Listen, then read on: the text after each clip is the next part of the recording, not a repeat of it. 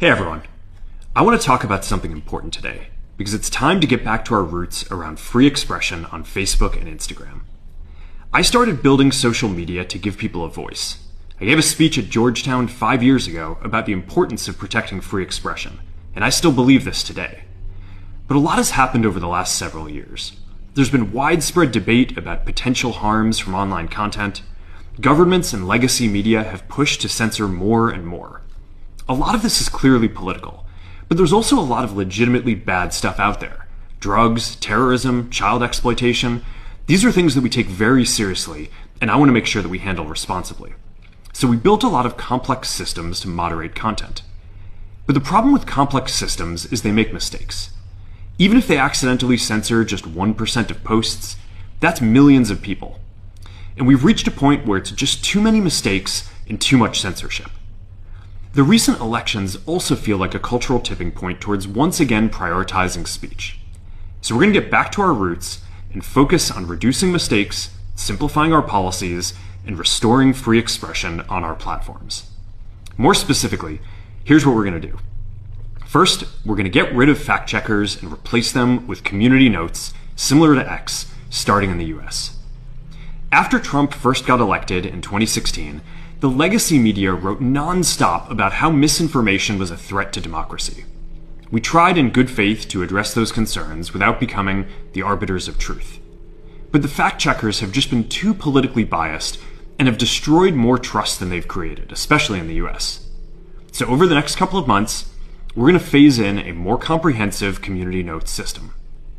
Second, we're going to simplify our content policies and get rid of a bunch of restrictions on topics like immigration and gender that are just out of touch with mainstream discourse. What started as a movement to be more inclusive has increasingly been used to shut down opinions and shut out people with different ideas, and it's gone too far. So I want to make sure that people can share their beliefs and experiences on our platforms. Third, we're changing how we enforce our policies to reduce the mistakes that account for the vast majority of censorship on our platforms. We used to have filters that scanned for any policy violation. Now, we're going to focus those filters on tackling illegal and high-severity violations. And for lower severity violations, we're going to rely on someone reporting an issue before we take action. The problem is that the filters make mistakes, and they take down a lot of content that they shouldn't. So by dialing them back, we're going to dramatically reduce the amount of censorship on our platforms.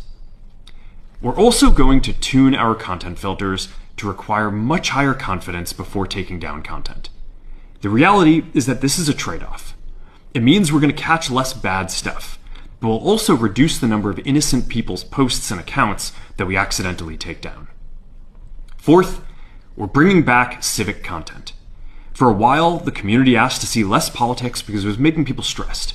So we stopped recommending these posts. But it feels like we're in a new era now, and we're starting to get feedback that people want to see this content again. So we're going to start phasing this back into Facebook, Instagram, and Threads while working to keep the communities friendly and positive. Fifth, we're going to move our trust and safety and content moderation teams out of California, and our US-based content review is going to be based in Texas. As we work to promote free expression, I think that it will help us build trust to do this work in places where there is less concern about the bias of our teams. Finally, we're going to work with President Trump to push back on governments around the world that are going after American companies and pushing to censor more. The US has the strongest constitutional protections for free expression in the world. Europe has an ever-increasing number of laws institutionalizing censorship and making it difficult to build anything innovative there. Latin American countries have secret courts that can order companies to quietly take things down. China has censored our apps from even working in the country. The only way that we can push back on this global trend is with the support of the US government. And that's why it's been so difficult over the past 4 years when even the US government has pushed for censorship. By going after us and other American companies, it has emboldened other governments to go even further. But now we have the opportunity to restore free expression, and I am excited to take it. It'll take time to get this right, and these are complex systems. They're never going to be perfect. There's also a lot of illegal stuff that we still need to work very hard to remove.